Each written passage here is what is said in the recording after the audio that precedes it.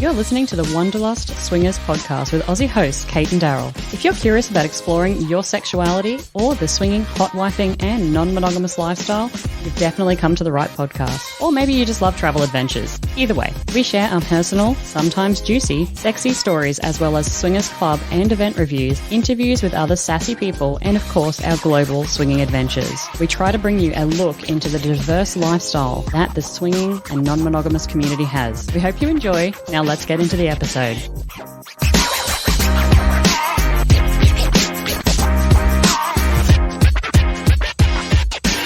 G'day everyone and welcome to a bonus episode of the Wanderlust Swingers podcast. Today's episode is going to be all about adult content creation. We're going to interview the head of content for SinParty, a fetish creator, and talk about all the ins and outs of adult content creation in 2023. Later in the episode, I'm also going to share my personal experiences creating adult content, where you can find me, and my secret new podcast and raunchy stories. So get ready for that. As more people consider content creation within the sex positive and certainly even within the lifestyle space, we felt it was necessary to start the conversation. In 2022, if you were joining us then, we had the opportunity to interview Pineapple Support, which is a not-for-profit organisation assisting with the mental health of online sex workers. We also interviewed a lawyer who specialises in support for sex workers, including legal collaboration paperwork, which is really, really important. And today we're going to be talking directly to a hosting site. So I hope that you find this information useful, insightful, hopefully definitely entertaining. So sit back, relax, and let's kick it off with Joe from SinParty. Welcome to the episode, Joe. Hi, thank you very much for having me here. Now, whereabouts are you located? Just to give people an insight into the fact that it's really rainy, really cold, snowing in lots of the parts of the world at the moment, and you are where in some tropical, fantastic location, I'm sure. Yeah, I'm buried somewhere in the heart of Southeast Asia, but it is rainy season, so hopefully people don't feel too bad about that. It's all cold and rainy, but all late in the evenings and sunny in the afternoons, and kind of hopping all around the world at the moment. Yeah, so you've been living that kind of that freelancer, kind of nomad lifestyle for a couple of years now, haven't you, Joe? Yeah, I've been about 11 years, 2011, 12 years since I left the UK and started hopping around Australia, so Southeast Asia, a little bit of Europe. It's kind of one of the things that I love about working with SinParty. We're like a completely distributed team. I think we've got 6 of the habitable continents covered with our team, which is really cool.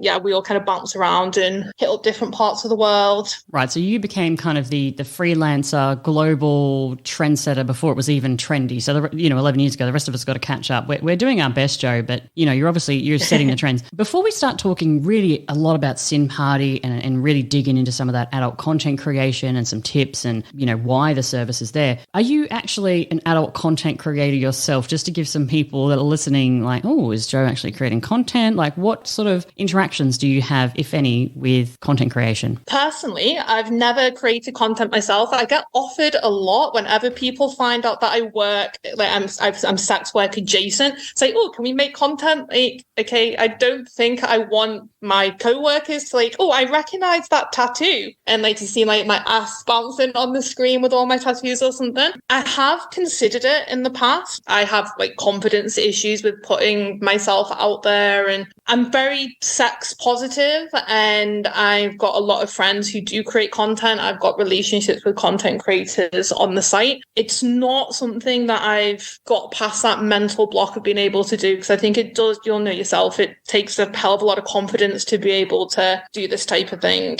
Yeah, exactly. And you heard it here, everybody. I mean, sex work, online sex work it's not an easy thing, right? And yes, a lot of the people that do it can struggle with confidence issues, and it can be really hard putting yourself out there day to day. So I love the fact that you're sex worker adjacent, that you're sex worker positive, but you yourself are like, yeah, I mean, it's great for the people that are doing it, but I'm not, able to do that sort of thing. So that's really great. But you do write sexy blogs though, Joe. I know that for a fact. You're actually quite great at writing sexy blogs and helpful information. How did all that come about? That kind of mainly started again with working with SinParty. It was my first role in the company was running the blog. I've always been a writer and creative with words. So yeah, I got brought on I started writing the bios for some of the creators, and then I ended up writing the erotica, and I built a team around me as well. So obviously sex and kink and all the different things that we enjoy, you can't just have one person's perspective in that. So we built a team of queer people, straight people,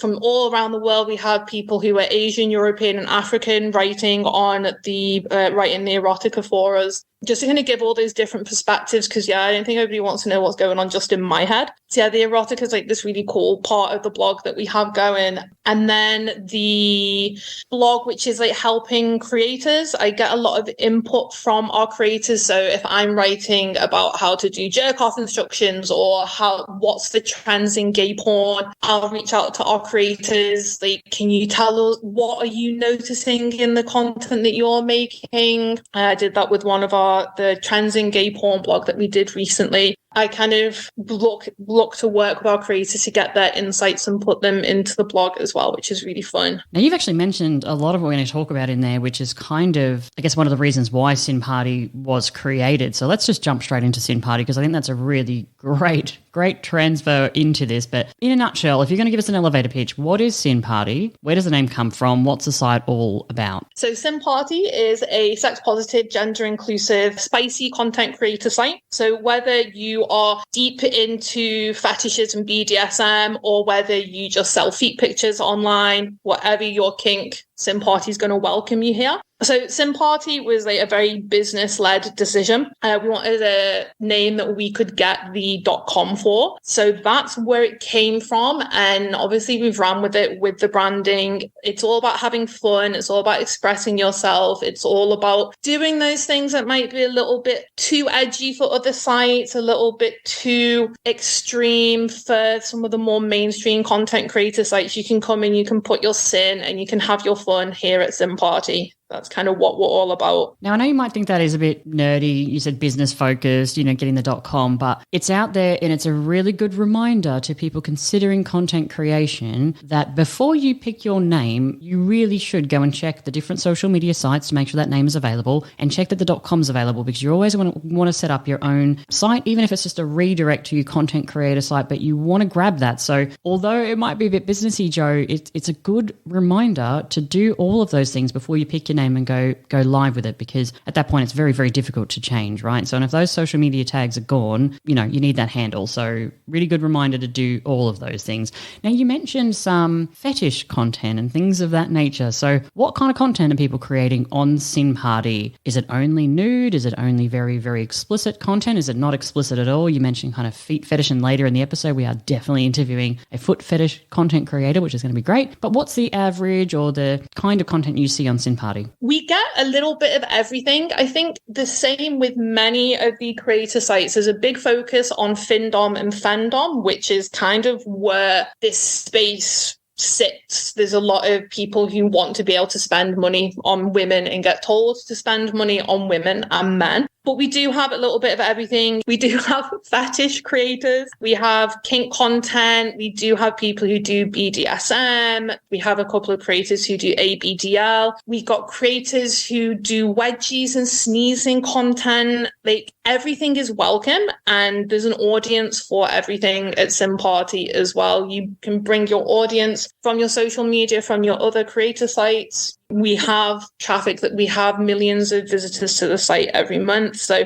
everything is welcome. If you don't want to show your face, you're welcome. If you, like I said, just want to sell feet pictures, or you just want to do jerk off instructions and never get your boobs out even, anything is welcome. There's an audience for everything. One of my questions, I'm going to put you in the hot seat here, Joe. There are a number of adult content creation sites or facilities or processing where people can put their content and publish it out to a greater audience. So the hot seat today really is, why create another site? Why to go to all of this trouble when there's some mega players out there already to create a site for people to publish their content? What was the intention there? When you look at the other sites that are out there, they're not creator focused. They expect you to find your own audience. They expect you to bring your own traffic, and they will shut you down and cut you out as quickly as anything. They'll drop you like a hot potato if they see something that they might not like or they think is maybe too extreme.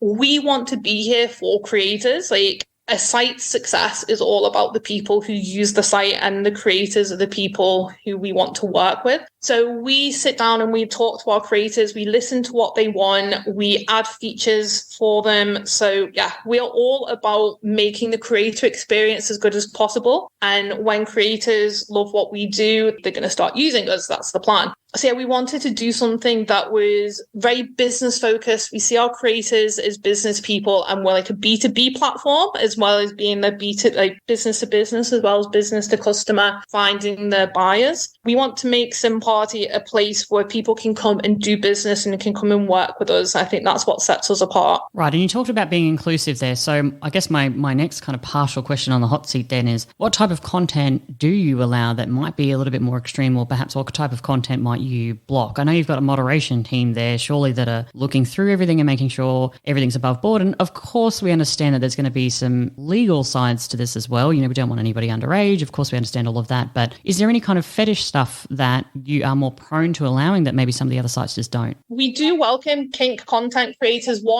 Some of our most successful creators at the moment are in the pee in urethra play realm. That's obviously a very, very niche kink, but we welcome anyone. So obviously we do have to be careful about issues with payment processes. Anybody who knows about the industry knows that payment processes is kind of where the issue comes from when it comes to content moderation. It has to be what Visa and MasterCard will allow you to process payments for. We have a policy where, as long as your kinkier, more extreme stuff that you might want to do is behind a paywall and is well labeled, it means that no one's going to come across it and find it by accident. So you can do stuff like P-play, like restraints, that type of thing that might not be as welcome elsewhere. And we're really committed to working with our creators on the types of extreme content that they might make. So if we spot something that maybe is on the edge of being acceptable, we're not just going to pull your profile down. We're not just going to take the video down. We're going to get in touch with you. We're going to talk about it. We're going to see where the boundaries might be with the type of content that you make. Not to say that you have to be kinky and extreme and pushing the boundaries to be on SinParty. You can be selling feet pictures, you can be playing with yourself in a dildo and selling that type of content. Whatever you want to do is welcome. If you want to try and push the boundaries, we're going to work with you to see where the limits are. And could people maybe out there, because you mentioned before, if they've already got a platform and if they've maybe shared some content that might be sort of, navigating towards the grey area, you would be chatting to them. But if I'm out there listening right now and I do create specific kink content, let's call it BDSM, it could be even suspension content for,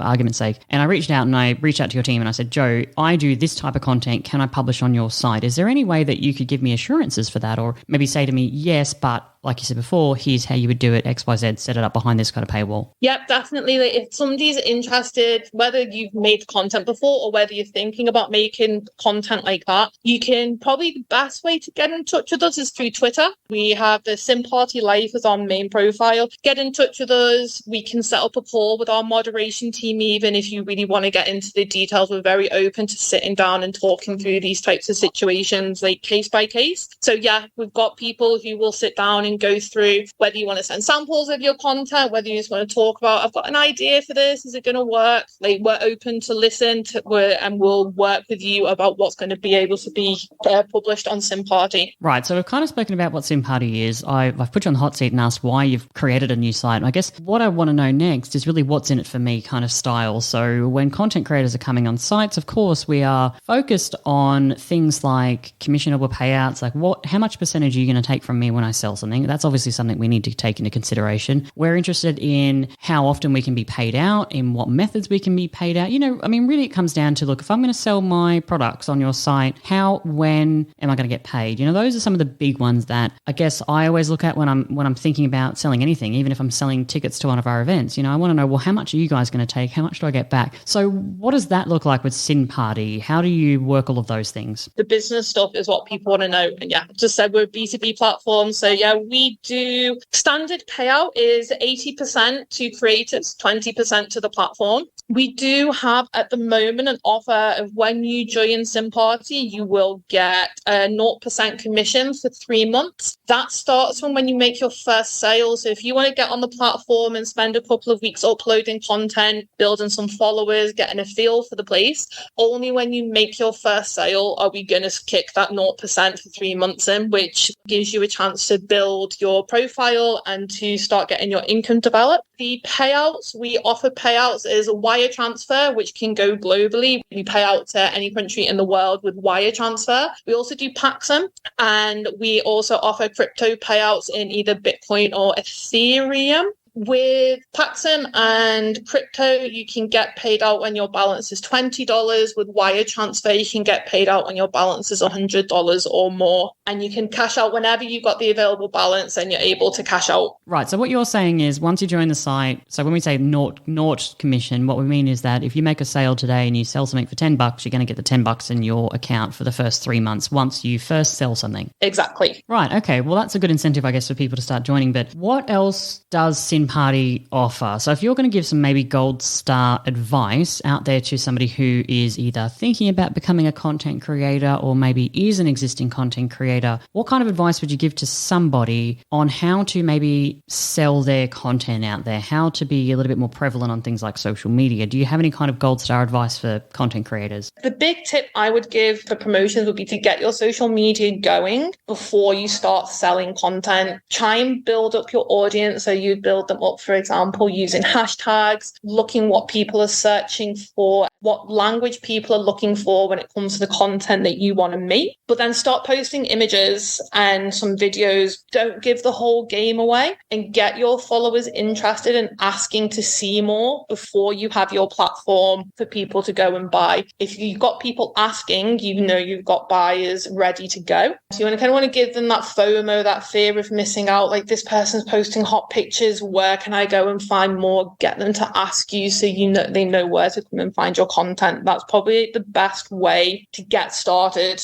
Build your audience before you start selling to them. That's a good point too, because I also agree with the whole don't give the game away. And it is sometimes difficult as a creator on a personal level when I see other creators that are really, giving the game away in terms of sharing a lot of content on, Instagram and Twitter and stuff that I would generally put behind a paywall. And I think, oh my God, do I have to share my boobs? Do I have to share my nipples? Like, all that has to be out there for them to be enticed to come in. And it's not the case. I mean, you can absolutely do that if you want to, but in my experience, people are going to come if they're interested. Like, don't compare yourself against somebody else. Obviously, there's lots of different styles, interests out there. And so, you can absolutely go on social media and not show your naked self in order to entice people over to get that content behind a paywall. And speaking of paywalls, again, I mean, I am a content creator, so I know a lot about how things, I guess, work in the back end and what I generally tend to do with things like, as we call it, PPV or pay-per-view. I know the difference between a subscription site versus a free site, and videos versus photos, and all of those types of things. So can you maybe give us an insight into the profiles you can currently set up on SinParty, and maybe something that's coming, if you've got any updates that are coming in the next sort of month or two? So with SinParty, we've actually just revamped the way our creators' profiles look now to make it a little bit easier for your users, your followers, your potential buyers to navigate what they see. So at SinParty, you can host free videos, which would recommend like teasers and trailers. These are the things that you want people to see a little bit of what you do, let them get to know your personality, but not give the whole game away, as we've just said. We also then have your premium content, which is where your subscribers get to unlock. They pay a monthly subscription and they get to see every post you make. It's like a social media feed. And then we have PPVs, as you mentioned, pay-per-views. These are like your 30, 40-minute epic videos. They can be a lot shorter as well, but this is like the premium stuff that people pay extra to see. So people will pay a one-off fee and they can watch that video then as many times as they want. So there are three main different types of content. We have been very video focused in like the last 9-10 months since we launched. We are bringing in the ability to do photos as well. It's something that our creators wanted. We put a poll on our Twitter and Instagram. Overwhelmingly, creators told us that they wanted to be able to sell photos. Fed that into the product team, and it's taken a couple of months to get there, but the photo sets are going to be a thing in the next few weeks, I think it is. Maybe give us a month or so and the photos will be available. And we also have just launched mass messaging. You can message everyone who follows you everyone who pays to subscribe to you or everyone in general. And we'll be adding monetization to that, so you can send a locked message. So they'll get a nice blurred outline of whatever it is that you've uploaded. And when they pay whatever price you set, then they get to unlock that, which creators have told us that's like where a lot of their income comes from. So we added that to make sure that they don't lose out when they move towards some other site. Yeah, and that's, I guess, a good point. I was about to jump in there and say to you, well, here's some of the stuff that I know on a personal level, but you just kind of covered it. And I think one of the benefits of what you just said there is that you are going out to the content creators themselves and actually asking, hey, how do you earn your income? Because what I was going to say, and anybody else out there who's listening, if you're interested, I mean, 80% of my content is probably photos. 20% is probably video-based content. So definitely really photo-heavy for me. 20% is videos. And out of those videos, maybe, 5% I do sell only through a pay-per-view. And what happens there for me, what I've noticed personally, if you're thinking about starting this is a really good piece of advice, but rather than just posting the content to my wall and asking people and saying, hey, if you want to unlock this, particularly if it's a free account or, as you said on SinParty, followed account, is that if you just post that and say this is going to be this amount of money, let's call it $10, you probably will only get maybe 10% of your actual followers buying that content. Whereas what I've found is through mass messaging and that monetization piece, you might bump it up to sort of 20 to 30% of your followers are going to buy that content. So the fact that you've, realized that maybe it is a necessary thing on your site, you've reached out to the content creators and then you're going to launch that is really good for me, because right now, that makes me go, oh, okay, great. So if I did move over, that's how I would kind of sell my content the way that I do right now, and kind of how I know I get, I guess, the best bang for my buck, if you want to say it that way. We're all about listening to what creators like yourself need and what you want. Like, we don't claim to be experts. We have people who've worked in the sex industry and who've worked in the online sex industry with us, but every creator does things differently and creators want to see different things. So yeah, that's why, adding photos, adding monetization to messages are like really big priorities. When we did a creator survey last year where we got a lot of that feedback as well. We've also updated our custom video requests. So on some other sites, if somebody wants like a personalized custom request, maybe they want to hear you call out their name in the middle of your video, or they want to see you wear something in particular. Custom requests are getting very popular on these content creation sites. On a lot of sites, there has to be a lot of trust, either from the buyer or from the creator. Either the creator has to trust the buyer is going to pay once the video is made, or the buyer has to pay up front and trust that the creator is going to make the content. What we do at SinParty is the buyer puts their custom request in. Once you negotiate whether maybe they ask for something a bit more extreme than what you want, maybe they want you to use a sex toy that you don't have, and you say, I can do this one, I can't quite do that. Let you negotiate it. And then we take the payment from the buyer. You have 10 days to create the content. And then once you submit the video to the buyer, we pay out the money to you. So we kind of have that kind of escrow type facility, which gives you confidence that you're going to get paid as a creator. And we're updating that process at the moment. So we had some creators say we don't give enough chance to do a back and forth on the details. So we've added that onto the system, and that's going to be in the next month or so. We're going to be having better optimized custom requests. That's interesting. I don't personally get a lot of custom requests actually, but I have girlfriends who are on sites and they get a lot of custom requests. And I know they were talking to me about some of that backwards and forwards and like, okay, I want this. And then they might say, actually,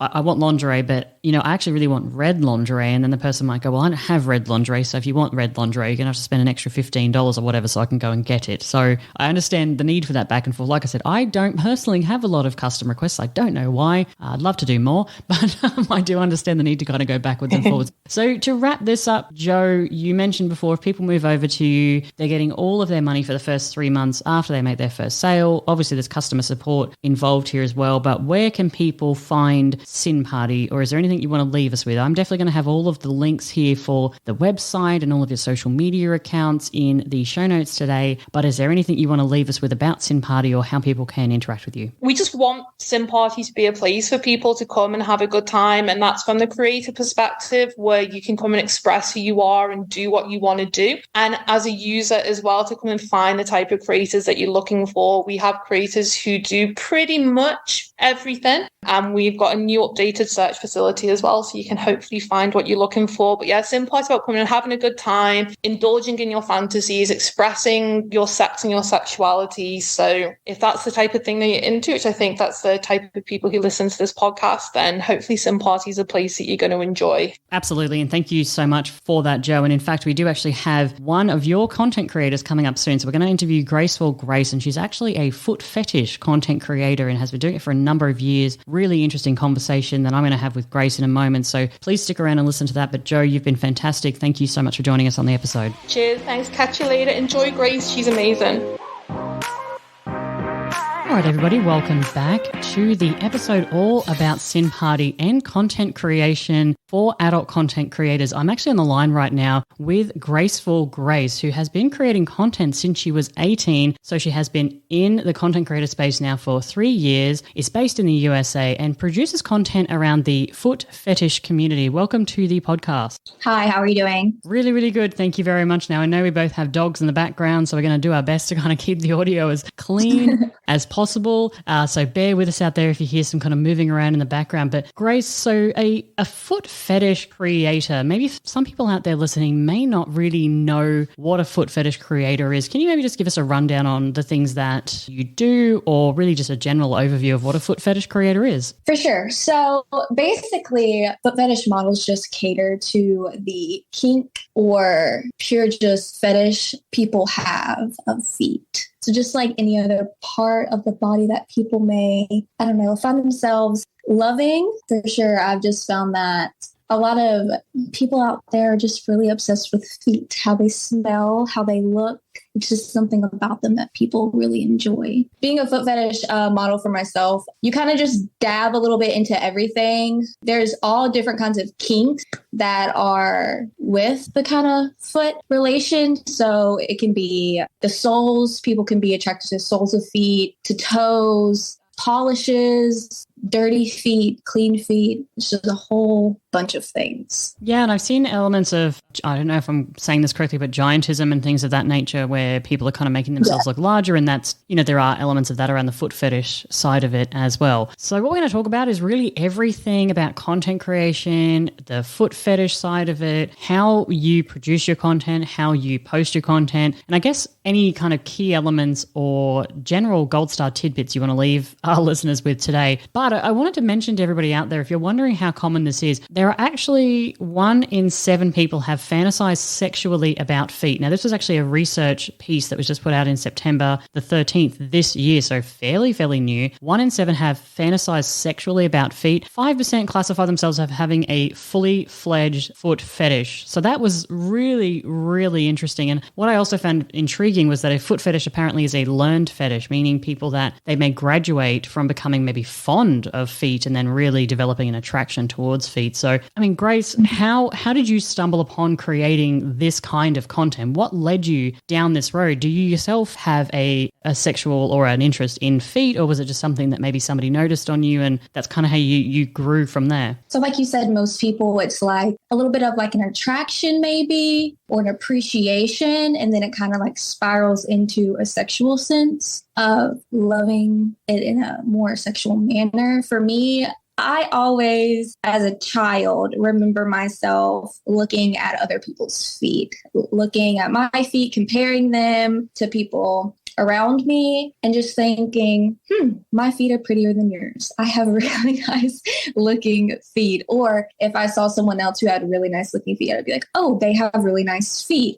But at that point, it wasn't a really sexual thing for me. I wasn't like, oh my gosh, I want to stick your toe in my mouth. You know, I was a child. And then I think I kind of got introduced unknowingly into what a foot fetish actually was. From an early age, I had experienced sexual relationships. So my first sexual relationship, I was 13, and he had a thing for feet. I remember coming back from school one day and he wanted to suck my toes, and I'm kind of a down person. I like experimenting. So I was like, okay, sure. And that was a little bit of my first peek into foot fetish, and that people actually like feet. And have you had partners kind of since that individual that have been really into feet as well? Maybe all of your partners or none or, a combination or a few? Have you kind of carried that through into your sexual exploration today? No, actually, not really. Before I started, I got into a really long relationship from age 14 to 18, and he did not like feet. And when I started doing foot fetish content, he actually was completely against it. And yeah, he did not like me partaking in that. And obviously he's hit the road. So you're doing 3 years on and you're still creating the content, which is great to hear. Exactly. It is really interesting. The study that I was reading earlier is actually conducted by Dr. Justin Lay Miller, who we've had on the podcast before. And I'm just curious if you knew these stats, Grace. I wanted to share them with you to see if you knew who the people are that have foot fetish and maybe if this relates or translates to maybe some of the people that subscribe to your content. 18% of heterosexual men have identified as having a foot fetish, 5% of heterosexual women, 21% of bisexual or gay men, and 11% bisexual and lesbian women. I thought it interesting that 18% heterosexual men, 21% bisexual gay men, and 11%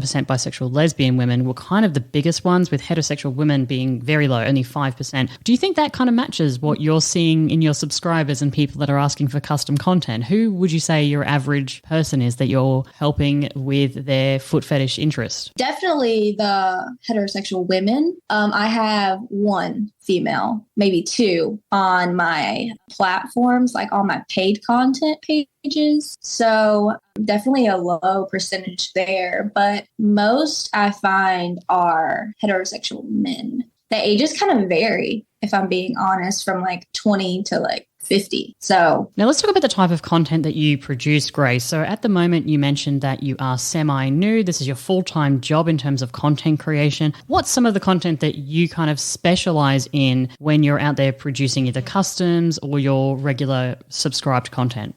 Most of the content would be like humiliation type content or JOIs. And a JOI is, for those of you who don't know, is jerk off instruction type videos. Those would be my main kind of content.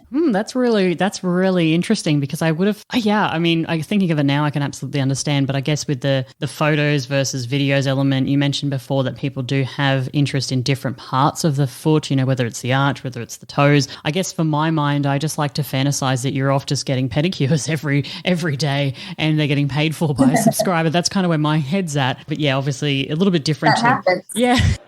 Yeah. Now let's talk about platforms that you're using. Obviously, I know that you're on SinParty and fairly new platform. I know that they've been video-based content, but they're getting more into the photo-based content as well. Yes. What kind of drew you into working with SinParty, or maybe what are some of the downfalls or pitfalls of some of the platforms out there, and I guess why you moved over to SinParty? SinParty actually reached out to me, I think, when they were first starting. I don't think they had many foot fetish creators on their platform. And SinParty is definitely all inclusive. They want everyone to feel welcome. They want everyone to explore their kinks. They don't want any kink shaming. They want everybody to be able to be there for what they want. As far as other platforms have certain restrictions on what kind of content they allow, and SinParty just wanted to be all inclusive. So that was really my first attraction to SinParty. I decided to check them out. I wanted to see, how their website was ran, benefits to their platform. I have certain things that I kind of look for as far as how well it works, with posting content, how easy it is to use, basically. I don't want to be with a platform that is confusing to me or really hard to use, something I don't understand, because even though I am young, I'm honestly not very tech savvy. So something that is easy to use for me is one of the main things that I look for. And SinParty definitely delivered that. I love the way they look on their website, their all inclusiveness, how easy they are to get a hold of when you have questions. And in fact, when I first signed up with them, they had sent out an email to every creator and maybe person that used the site as a non-creator for content purposes. And they just asked people what they wanted to see, what they didn't like about the site, what they can improve on. And I loved that, because working with other platforms, I haven't had that experience where they actually want to know what their creators need for what the subscribers want to see. Okay, so that's really interesting. So it's more about, for you, I guess, because you are creating fetish content, not maybe what people would classify as, I don't know, vanilla or standard content. You're kind of more in that fetish space. So having that inclusivity was really a big draw for you. Do you, you yourself, do you have other kinks and things of that nature that, you're interested in? Maybe that's why you're a little bit more open to being on a really inclusive site? Me personally, I classify as kind of, I don't know, I'm like vanilla with a twist. I really don't know. I'm open to any and everything, but as far as it goes in my relationship, we are a little bit vanilla-y. So we do include feet in my relationship. My boyfriend, he was never like a foot fetish type of guy. He classifies himself as a me type of guy. So everything and anything about me, he loves, he's obsessed with. And that's kind of how that started. But I don't know. I really like the dominatrix realm. If I could dive more into that, I definitely would. I like being in control. And that's why a lot of my like humiliation videos are taught. That's mostly what I get is humiliation content,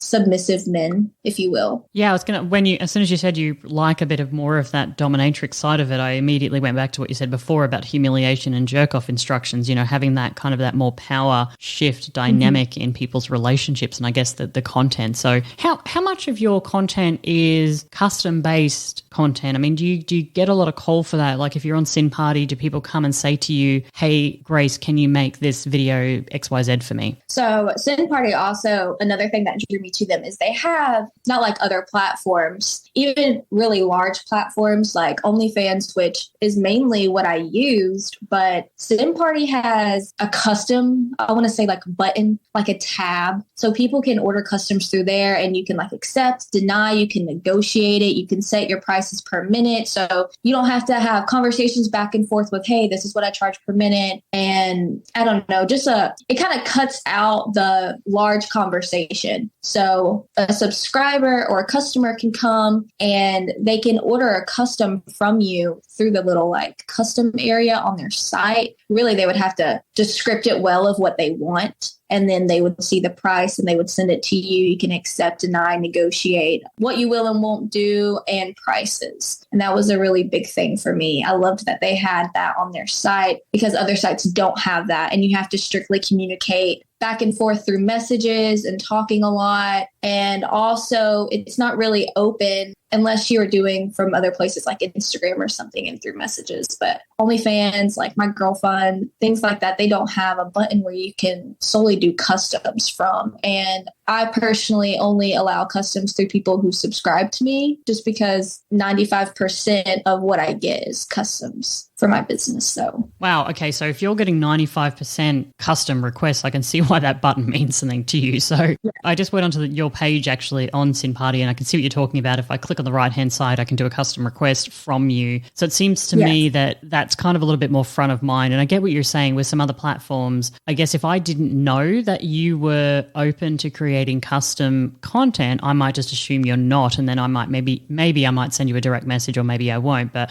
I see what you're saying here. It's kind of more highlighted. And I guess if your content, 95% is a huge amount of your content that is custom. So I can see why that button kind of means something to you. It's really big for me. It was one of the reasons why I was drawn over to SinParty. It was a big factor for me. Maybe let's talk about some advice you might have for any other creators out there, whether they're thinking about getting into the foot fetish realm, whether they're thinking about getting into content creation in general. Do you have any, I guess, gold star advice from yourself to them about how to, even things like how to set pricing, how to get on social media, really anything that you might want to share that's been maybe something that you've been thinking about in the past kind of month or a couple of weeks? The main thing I would say is don't compare yourself to other models. You are your own person and content which you have. I think it's a big thing for models who jump in and they're babies. That's what I like to say. They're baby models and they see all these other models who have been doing it for years and they kind of get intimidated and they don't see their fans rising or,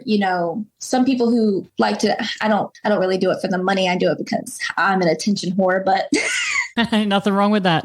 Yeah. But people who do it for the money, they are out there. They kind of get discouraged a little bit and they see other models who are doing better or doing different content. And I would say it's you versus you out here. That's how I like to look at it. I don't go and compare myself to other models, which is a big factor of why some models do leave really early. They see other models doing better than them, so they leave, or if they're only doing it for the money, then they don't really enjoy it in the first place. I would also say be careful about the type of customers you have in the beginning. It is a lot of sugar daddy men who come to you and they're like, hey, I'm going to give you an allowance of this and this and this for this type of content. And it's not real, but it happens a lot, especially when you're a baby. They feed off of that. They feed off of you not knowing what a real customer is, like not knowing what somebody is going to spend money on your content versus somebody who's going to take advantage of you. And that's really big out there. So you just really need to be careful about who you're communicating with, what kind of clients you're taking in. I have actually received that scam of sugar daddies. I probably get maybe one a week, whether that's through my Snapchat or my Instagram. Even though we're a podcaster, you would be surprised at the number of people who send that to us. So yeah, I'm fully aware of that scam myself, and absolutely, Grace, couldn't agree more. If you do, I guess, receive, it's almost like if you get something that seems too good to be true, because some of them are crazy, like they don't even go small amounts of like 100 a week. They're like, I will give you 500 or 1,000 a week. And it's like, if it seems too good to be true, it might be, right? It is 110% of the time. If you think it's too good, it is too good to be true. And I guess that kind of goes back to time wasters. You know, one of the things that I think a lot of content creators spend their time on is discussing with their clients what they're wanting, price negotiations, custom requests, like all of that really takes a lot of time. So if you're spending a lot of time on social media or on your sites backwards and forwards with somebody, you know, that's kind of taking away your time from potentially selling something else. And so I understand also why this kind of custom request button means so much to you. But it leads me on to one of my other questions. When you're price negotiating, and I know on SinParty I can see that you can set kind of a minimum video length and you can set kind of a minimum price, and I'm sure you probably go up and down depending on what the actual custom request looks like. Yes. How would you deal with somebody, say I wanted a 5-minute video and I wanted you in red lingerie and, you know, all these things. I was saying, Grace, I want you to do X, Y, Z. And then, you know, the price was, say, I don't know, $50. And I said, you know what, how about I'll just give you 20. What advice would you give to people on how to, you know, talk to me as a customer when I'm trying to negotiate on your prices, but still staying firm to your own kind of set of standards, but then also still trying to get the sale? Do you have any advice for people out there who are dealing with that? For me, since I've been doing it for so long and this is my full-time job, I mean, I have like 2-point-something million views on Pornhub. I make over $100,000 a year. Like, it's a really big thing for me. Customs are, like I said before, one of the main things. So for me, I know my worth. I know my pricing specifically. So for me, I'm not going to negotiate with someone if they are trying to lowball me. I'll just be like, well, get a shorter video. You know, if you can only spend this much, just get a shorter video. If you're starting out, I would say maybe I started out with $5 per minute on a normal video. So a normal video for me would be no talking, usually just like feet play, like lotion or something along those lines. If it's something like a larger video or more inclusive with things like a JOI, the jerk off instructions, I charge a $10 fee on top of the regular price for the per minute. So now my per minute price is $6 per minute. And then if it's a 5-minute video, so $6 per minute, and then $10 on top of that's like $40. That's how I price my videos and my photos. I price them at $5 per picture. Right. And so for you, I guess, like you said, you're not negotiating right now, but if you are first starting out, rather than just shutting them down, you could, like what you said, maybe offer a less minute video, you know, a shorter video, offer something that's not so specific. If they want you in red lingerie, say, I'm just going to be wearing whatever I'm wearing at the time, or I'm not going to show my boobs, or, you know, no nudity, those sorts of things. So it is great advice, because we do see in the industry a lot of people price negotiating, and I think that come 2023, that's and as we sort of, you know, as a society kind of go through some financial struggles, I think that's going to be more and more prevalent as people kind of negotiating on price. And I know down to the model, it really does depend on whether or not you can, like what you're saying, is kind of stick to your guns versus maybe if you knew, you might try to be a little bit more flexible. So totally get that. Thanks for the advice. Yes. And the only reason why I say I really just stick to my guns is because I kind of make my pricing for like the average. So if you go on my SinParty or other platforms, I have a $10 fee for a month. And for me, that's not a lot, considering some models do like 35. a month to access all of their content. And some models do $10 per minute versus the $5 per minute. So you kind of just have to see. I would say if you're a beginning model, you need to realize what content you're putting out. That is really important. You may not have the best phone to take a video on, or cameras, or lighting, or, little mics that pick up the sound. You need to really evaluate your content and what you're producing and price your stuff based off of that, especially if you're a new creator, because somebody who's paying, a premium price isn't going to pay a premium price for low quality content, if that makes sense. Yeah, it absolutely does. And I know, a lot of the time when we talk about people in the adult industry, we say, hey, you can start this. You don't need a lot of money, and you can kind of just use your phone. That is true. But like you just said, Grace, there's a difference between somebody who's content creating with their phone and someone who's content creating with 4K cameras, and there's 3 of them in the room with microphones, etc. It is a bit of a different ballpark. And I guess it goes back to what you said before. You can't really compare yourself to other models, whether that's be through envy or through things like pricing structures and stuff like that, because I guess everybody's just so different. Exactly. Yeah. It's more of like an evaluation, you just take what you have to offer and then you build it from there. It's you versus you the whole time. I just want to leave something with everybody before we get ready to close up here. But you said you were at the beginning, before we even hit record, you talked about this like 12 days of Christmas, kind of Christmas Advent kind of stuff. And I'm just curious, where do you get your ideas from, Grace? Like, are you buying a lot of different lingerie all the time? Are you getting all these different colors on your toes? Like, is this a really creative process for you? And how does that kind of all come about? It is. For me, it's super creative. It's fun. I am a shopaholic. I'm just going to put it lightly. I am a shopping connoisseur. And especially when it comes to lingerie, if I see something I like on a shelf, I'm immediately envisioning what I can do with that. What type of content am I going to create? What type of setting? I think I've redone my office multiple times, my backgrounds, everything, just because I'm always flooded with fresh ideas. And I have spent so much time and effort into the content that I create, especially for that. The Advent calendar was a big thing for me this year. Doing this is not for, the faint-hearted. It is super, super mentally exhausting. And it's just because you are talking with so many people all of the time, and everyone wants from you, but they don't realize that you have thousands of other people wanting the exact same thing, and you're trying to, have your time here and there. The Advent calendar was something I wanted to do for my fans as like a mini gift every single day that you can open and you get something new, and it's exciting, and you don't have to badger me for customs 24/7 because you're getting, like JOIs, CEIs, which is come eating instructions. You're getting denial videos, you're getting ignore videos, you're crushing videos. I kind of just came upon the idea of the event calendar because I really like makeup and YouTube, and I was watching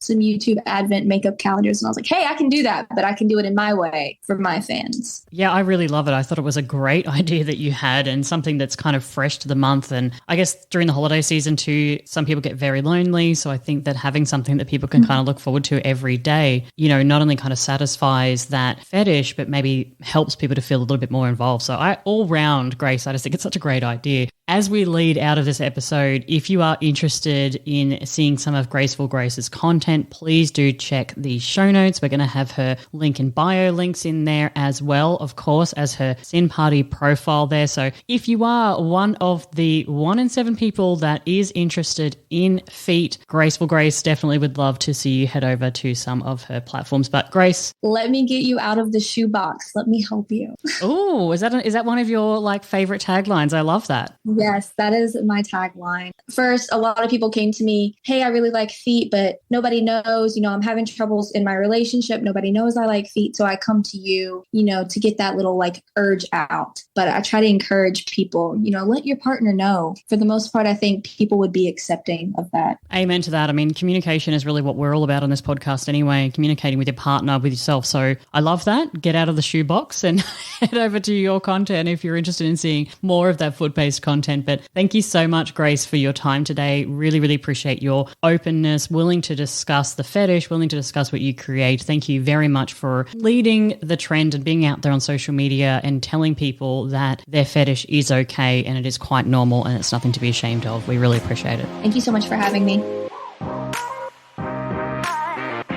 Well, guys, I hope that you really enjoyed those two interviews about adult content creation. One, of course, from the perspective of SinParty, who are a new platform out there, and then one from a fetish content creator. So it's always really interesting to me to find out and explore all facets of sex positivity, and that's certainly something we try to do on the podcast here. And bringing some of this adult content creation into our episodes is something that I think is relevant, particularly as more and more people are joining the online adult content creation space. And coming into 2023, they're definitely suggesting that this trend is going to continue. But over to a little bit about me. At the beginning of the episode, I kind of teased you with where you can find me and a little bit about what's been happening with me on a personal level. So here we go with my little stories. Firstly, I have been operating a secret podcast. Now, if you are actually a Patreon supporter of ours, you would already know this because we did tease this and we shared some of the episodes before we even published them. But myself, under the pseudonym of Aussie Cate, has been publishing podcast episodes with my girlfriend, Mrs. Milford, which is, of course, Mallory from the Casual Swinger podcast. That podcast is a completely separate podcast to this one, and if you want to go and listen to it, I won't be mentioning it here ever again on the Wanderlust podcast, but it is called the Hot Wife Diaries podcast. So that's a completely separate podcast that we publish, basically talking about our hot wifing stories, but really with a focus on content creation as well. And the reason I go under the pseudonym of Aussie Cate is because that is where I have been publishing and producing content. Now, if you have been listening to us for a number of years, you may remember that I dabbled in adult content creation about 2.5 years ago. And the reason I'm saying dabbled as opposed to,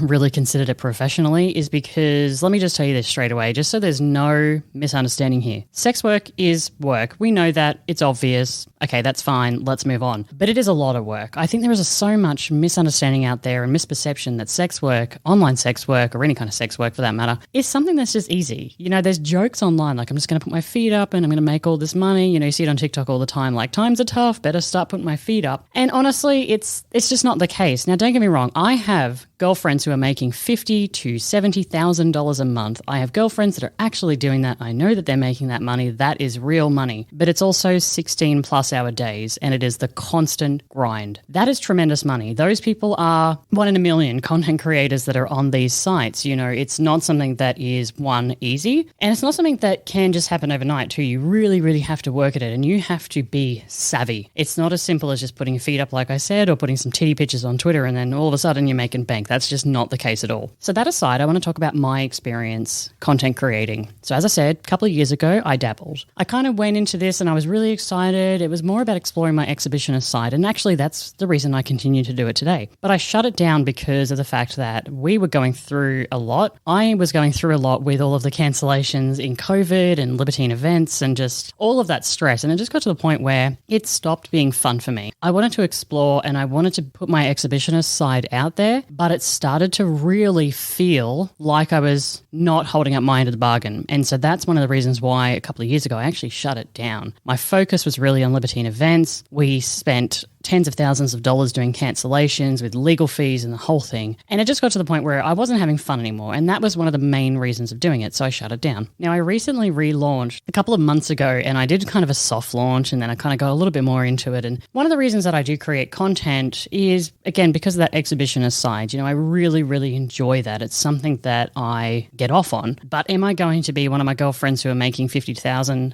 to $70,000 a month? Absolutely not. And the reason behind that purely is a work effort and the reason that I'm doing it. So many people out there do content creation for various reasons. Some, it is their primary employment. It's the way that they earn money every month to pay their rent, pay their bills, and, send their kids to college. That's absolutely one reason that people make it. The other reason is because they might enjoy content creation. Some people might be exhibitionists. Some people do it because their partners really like it and they kind of, want their partner to get off. So there's various reasons that people create content and all of them are valid, I would say. For me, it is about that exhibitionist side. So I started creating content and I've really approached it in a very different way this time. I've approached it from the perspective of it is something fun and a creative outlet for me. I really enjoy seeing how I can create stuff and seeing what I can create and really getting dressed up sometimes and doing all of that and getting dressed up in the lingerie and producing photos and all of that sort of stuff. So that's the reason I've continued to do it. But I will say again, personal stories, it's not easy. It is quite difficult. And what I've found is that kind of 30% of people who come into your channel or your subscriptions or whatever, depending on the site that you're on, will depart that month. So if you have a really high month where you've got, like 100 subscribers, subscribers, you can expect that you're probably going to lose 30 of them this month, and therefore you need to replace them for next month if you want to continue at that same level. If you don't, you're going to just continue to slide. So it is really like ice skating uphill in that way, that you constantly have to be doing stuff. And again, that's why I go back to it's not easy, right? But is it a creative outlet? Absolutely. And so if you're thinking about creating adult content, one of the things that I would like to suggest is think about your why.